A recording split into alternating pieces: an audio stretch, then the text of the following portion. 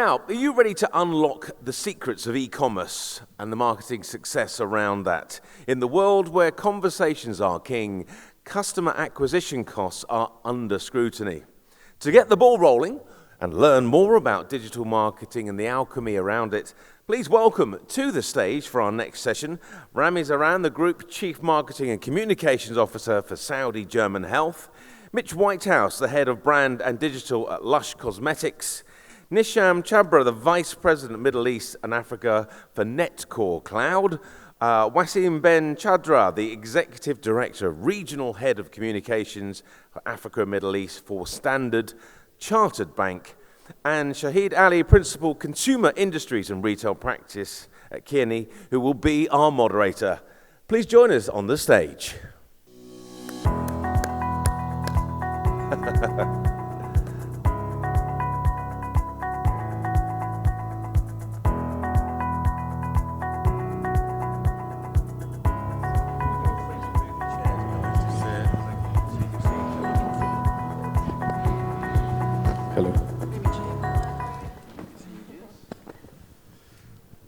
Hello everyone. Thank you so much everyone for inviting us over. I see, the clock is pretty big, huh? Great to be here. And I think this is a very interesting topic. Some very experienced, insightful people. Great meeting you all here. So today what we want to do really, we've all heard about e-commerce and we've all heard about how different players or different industries, different sectors are approaching some of these areas.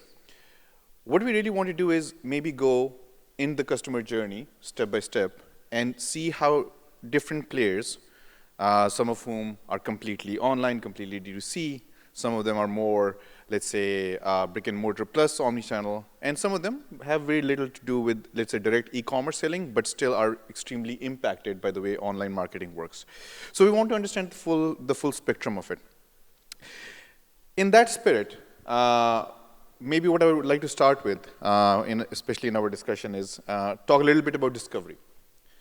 In this day and age, how do different brands and different companies really look at discovery, finding out about who they are, knowing what value they bring to the table as a brand, and how do our CMOs really work with that.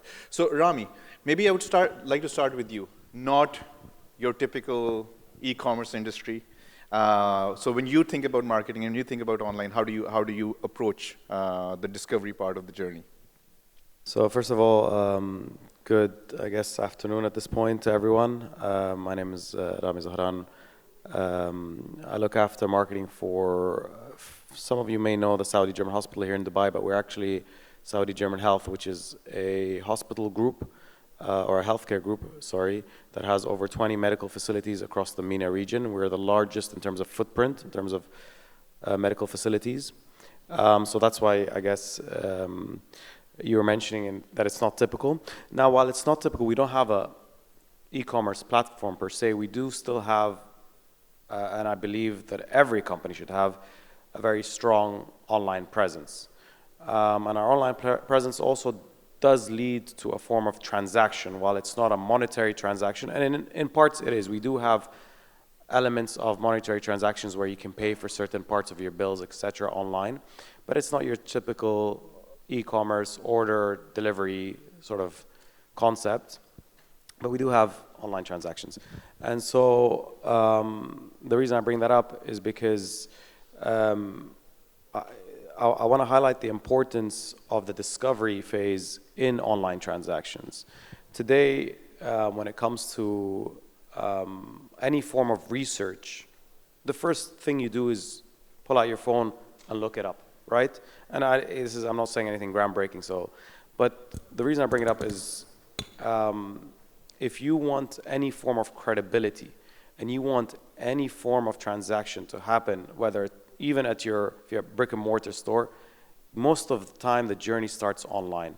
Whether it's somebody browsing through Instagram, somebody researching any form of service or product, it's almost always going to start online.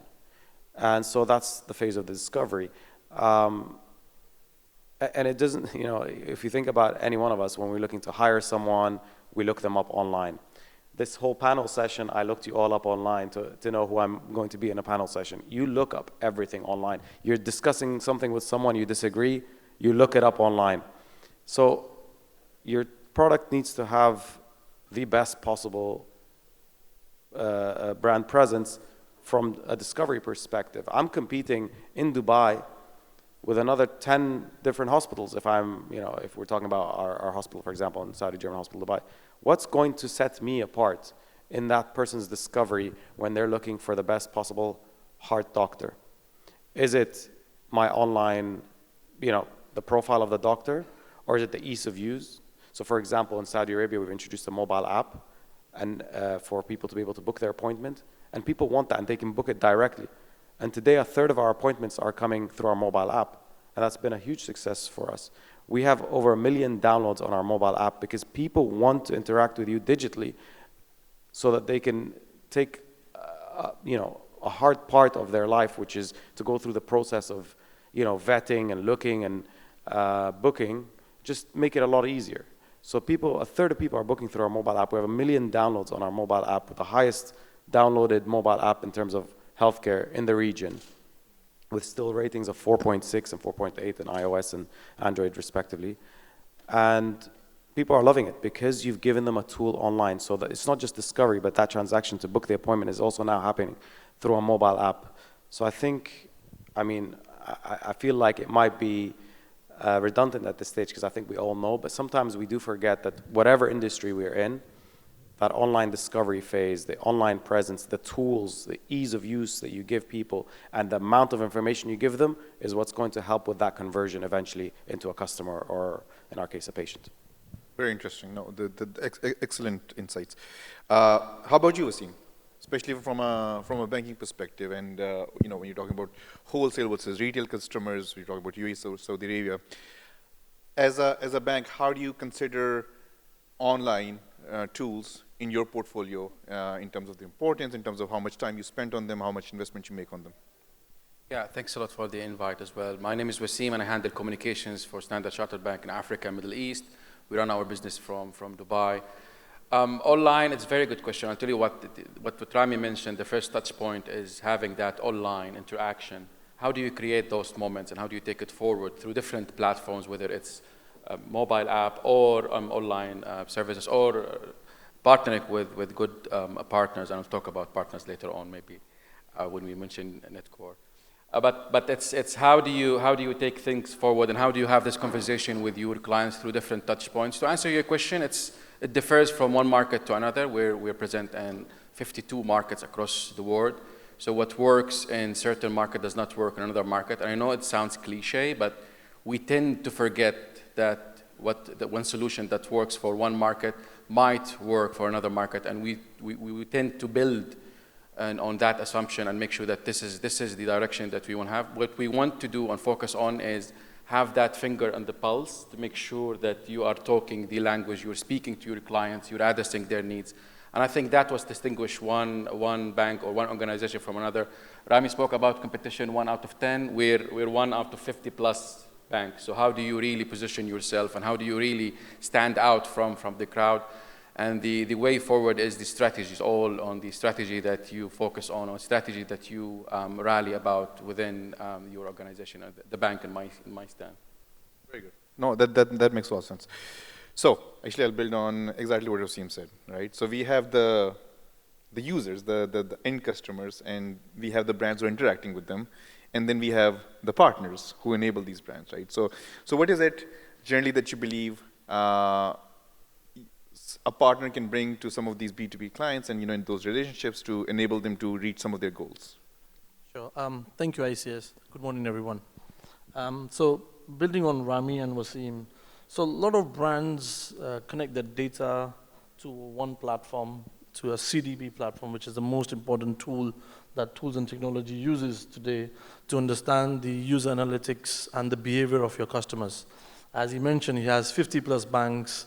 Rami mentioned he has 10 plus hospitals. How are they competing to each other?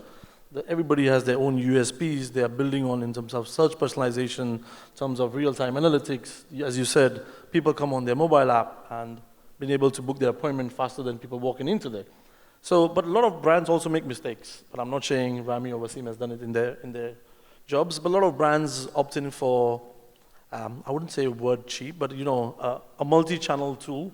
Go out there and opt in for different tools and technologies, rather than realizing what kind of scalability they have inside the organization before getting the tool. To go out there and get a tool is a very easy thing, but to optimize and use it very well in terms of the ROI is a very important factor. And generally, how do you think organizations have been able to incorporate those metrics and that hardcore measurement quantification of data to optimize and calibrate their next activities? In your experience, how you've done it, and of course, please, Wasim, Rami, Mish, if you want. I'll give it to Mish first. Sorry. Well, when we're here at the Digital Summit, Lush kind of does things a little bit differently. So my name is Mish. I look after brand marketing and digital for Lush Middle East. We're not on social media. We're not on Instagram. We're not on TikTok. We use platforms like LinkedIn, and we've done that for data reasons. With the data breaches that happen across a lot of these platforms, we've chosen as an ethical standpoint to come away from those platforms. So we've had to go back to real traditional ways to build the brand and build the digital platforms and get our customers online. And a lot of that is just going back to traditional marketing. The point, that you mentioned, which is getting a tool is easy, but then using it is the difficult part. And I think that's absolutely key when it comes to, because we have a lot of, I think, on the sort of MarTech and ad tech providers here. And I think we as clients, we buy in very easily and very quickly, because when you guys do a good job at selling it to us, right? You come in and you show us these amazing results from another client, and you're like, okay, if they're doing it, I want to do it. And then you implement it and you realize, does anybody know how to use this tool? And we've paid a lot of money, because there's not just the tool that you pay for, there's the implementation part that you pay for as well. And it's almost the same cost of the tool sometimes. And these things these tools can be very clunky and very tech sort of heavy. And, we're marketers. We want it simple, easy, straightforward, great UX. So we do struggle, and you have to get the right team. Sometimes the thing that I learned, hire the team before you even hire the tool. I think that will make it a very smooth transition, because they'll then be involved in the implementation process and bought in from the beginning, and they'll be able to optimize it before it's even launched. So just to add, Rami, a lot of brands also make mistakes from top down when they, as you rightly said, right? They probably choose one of the most expensive tools and give it to the team to use it. It's not from the bottom to top down. It's very important from a team perspective what tool they want to use, because they are the one who's in charge of it, who are the one using it day in, day out. And it's very, very powerful for their buy-in to use that tools. I've seen in a lot of brands, top big companies have given to them for use, as you rightly mentioned, but can they use it or not? So I wouldn't say, one of our USP as well is making sure the hand-holding, the customer success stories, the customer success onboardings and trainings, because there are thousands of features out there. Gen AI is coming in, human interaction is coming in, a lot of people are using search personalizations. I like what Lush mentioned, right? You're going traditional marketing. Would love to know more about how that has been also gauging your factors in this market as well, because a lot of people are going online than offline now. So I was listening to the previous sessions and what the guests here also are saying. I think three things that I got in today's previous sessions: trust, data mining, data and customer satisfaction, and how do we take it forward. To Rami's and other speakers' point, not only that we need to use the right tool, we need to make sure all of us tend to just get blinded by the fact that we have the tool, but how do we use it? How do we enhance that client experience of our clients? How do we use it? Do we really do it? I don't think that we do. We optimize it the way we should optimize it. And this takes me to a very important book that I've read. It's Measure What Matters by John Doerr, if I remember well. And it's very important, the introduction of that OKR which is the objective, and then linking it to key results so that you can go back all the time to make sure that you are on the right track to achieve your goal. It's very important to make sure that the tools that we're using, we're investing money in, is actually we have the right return on investment to our clients and also internally as well. No, definitely. And I think I want to talk a little bit more about that. But before we go there, Misha, I want to talk to you about your, let's say, counterintuitive journey. Yeah. Right. So how did you guys come to this decision that, where everyone is thinking like social media is a bigger part of their tool set, their toolkit, so to speak? How have you moved away from it? And what has that meant in terms of your conversion, in terms of your business, in terms of your consumer perception? And what segment of customers really like you for it, right? Like why? Yeah, so the journey hasn't been easy. I'm not going to sit up here and say life is easy when we don't have those social media platforms to talk about what we're doing. I think specifically with Lush, the reason why they love our company is because they love to come in store and play with the products. We're the smelly bath bomb shop, right? You don't have to look at the map, you can smell us. And so a big part of our digital journey is trying to figure out how we bring that in-store experience online. And something that I think Lush has done that's very powerful is they've created a Lush app, of course, but we have something in the app called the Bathe experience, where when you buy a bath bomb, you can go onto the app and it gives you a multi-sensory experience. You can have ASMR, you can have meditation, you can have, there's podcasts on there. And so it's meant to give you some of the same experiences that you get in store. And I think that's what a lot of digital markets need to be thinking about, right? A lot of us are jumping onto things that are happening, the trends that are happening now, but by the time you jump on a trend, the trend's over. And so I think what Lush is really good at doing is looking at where we want to see digital in 5 to 10 years and starting to try to pave the way to get there so that we're already on board and we're already making those things happen before it's the trend, which can be hard because as we all talk about, the digital platforms, it's competitive. You type on Google hospitals and there is a lot of competition. So I think the way that Lush is trying to approach it is how are we really setting ourselves apart from that, which is, I know, what everyone's here to do, right? And it's staying true to your ethics and morals and trying to get far ahead of those trends. And a lot of that is through talking to our customers, especially the younger ones, because very quickly the Gen Zs, who's the youngest ones now? Can't keep up, millennial. We need to be thinking about those younger generations, and when they get to become our customers, what are they going to be doing? A lot of us were on MySpace and Facebook, and those platforms are dead now. So by investing all your money into the platforms that are popular now, are we even going to know what they are in 5 years? And I think that's part of the conversations that we're having at Lush. By the way, I cannot walk by in the mall with my daughter without her seeing Lush and dragging me in there. Yeah.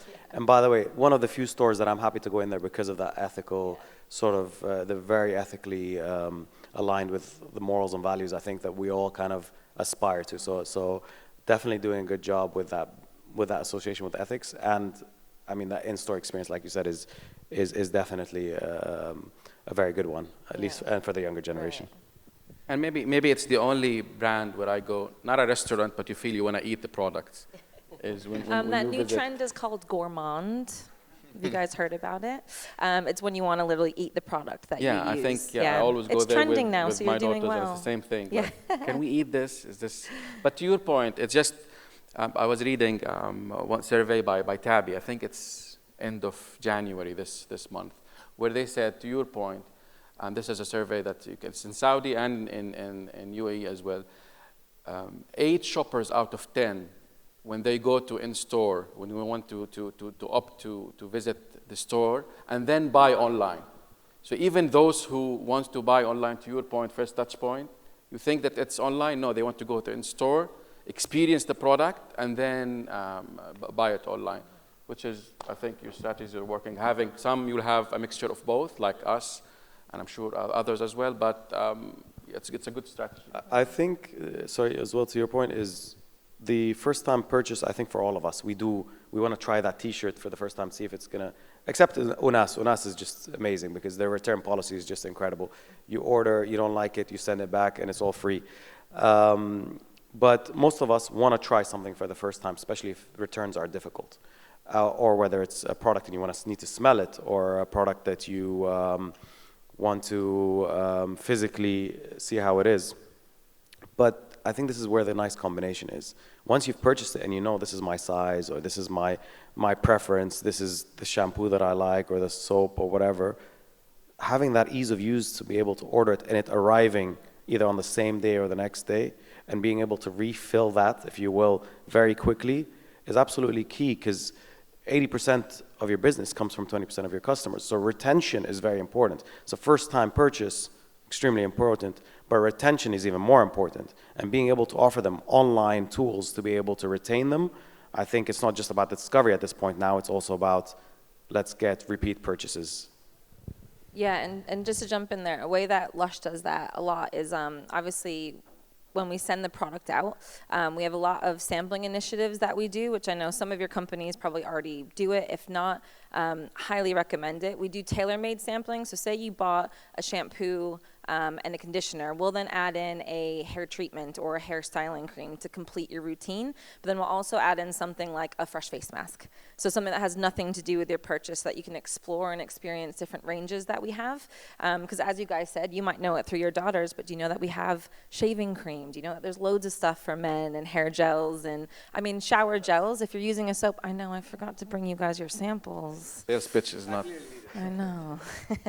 So from the same perspective, one of the panelists on the fireside chat mentioned, why do you engage with these brands is because the right tone, the right communication at the right channel has been given to that customer. That's why you probably try that t-shirt or a face mask, and that's where we come in from the tools and technologies end. And that's what the most important for the brands is, as he mentioned, from the Saudi and the UAE. In UAE, most of the people are English-speaking people. When you goes back to KSA, most of them are Arabic-speaking. So the language, what you show to your customer is very important in terms of the product features and everything. Excellent. Very interesting. So maybe the last third of this discussion, I'd like to get into the tools in a little more detail. What are the tools that you believe are going to take you to the next step? What are the next steps for each of your brands, right? So maybe I'll start. Wasim, maybe we start with you, especially from a banking perspective, data protection perspective, AI perspective, ethics in how you approach your business. What are the key things that you think are concerns or opportunities for you as you go forward? Right? What is your top of mind? Yeah, thanks a lot. I think top of mind is, I think it's for all of us actually, not only in the bank, is just to shift that focus from customer acquisition into how do we make sure that the share of wallets penetration, we call it. So you make sure that most of the time, and also I've heard it today in today's sessions, the previous ones, that we focus on, yes, I want to acquire this client, and that's the investment that I want to do to make sure that I achieve that goal. But I forget about the current clients that I have. How do I make sure that and that's, how do I penetrate into their wallet share? And that's very important to partner with good partners that help you, whether it's shall I do my sales pitch? Sure, go ahead. Okay. With our partners here at Netcore, or you deal with different perspective, different players sometimes, and for us in the bank, for example, we went to venture into different platform, which is the investment arm for Standard Chartered Bank. It's called SC Ventures, that ventures into other ventures, just to make sure that we complete that ecosystem. So it's different tools, different. I don't want to. All of us are experts here. I don't want to talk about search engine optimization and all other tools that we use to make sure that we are walking the talk and make sure that we're measuring the right thing. But again, what do we measure, and how do you use this tool to make sure that we ultimately achieve our goal and serve our clients? Rami, how about you? In terms of next steps, where are you seeing new opportunities, or where are you really focusing on? So for me, and I think most of you probably will agree, I'm a huge believer in customer experience. And sorry, when I say that, I mean in us as marketing, focusing on customer experience. Meaning, typically marketing has been seen as especially in this part of the world, this region, as sort of, marketing, however, in different colleges or however they teach it. And now, they used to be the 4 Ps, 7 Ps, whatever theory you want to take. Let's say we take the 7 Ps one. A lot of organizations in the region are only applying one of the Ps of the 7 Ps, which is promotion, which is to advertise. Whereas there's the product, there's the people, there's a lot of other elements the marketers were responsible for. And for me, customer experience is one of them. Even if there is a customer experience chief, let's say, you still have a role in playing and improving customer experience. And I go back to my point earlier about retention. And so the future for me and the tools that you need to be acquiring shouldn't only look at how's my top line going to do through these ad tech tools, but also through customer engagement tools. And how can I optimize that experience for people online, even before they visit my hospital, after they visit my hospital, or during their hospital stay. So one of the concepts we're trying to do is changing from hospitals to hospitality. And how can I do that using online tools or even offline tools, whether it's creating experiences within the hospital, the toiletries being same equivalent of hotels, and I guess that's more offline, and we're here to focus on online, so I'll stick to that. But for example, we've also recently launched a loyalty program, which is unheard of for hospitals, that you get loyalty points for visiting a hospital. But that's where retention is important. And if I'm feeling engaged with the hospital, that I can go ahead and redeem points to get my teeth cleaned, or to get my teeth whitened, or do certain services, Botox, fillers, thanks to the points that I earned because I kept on being loyal to this hospital.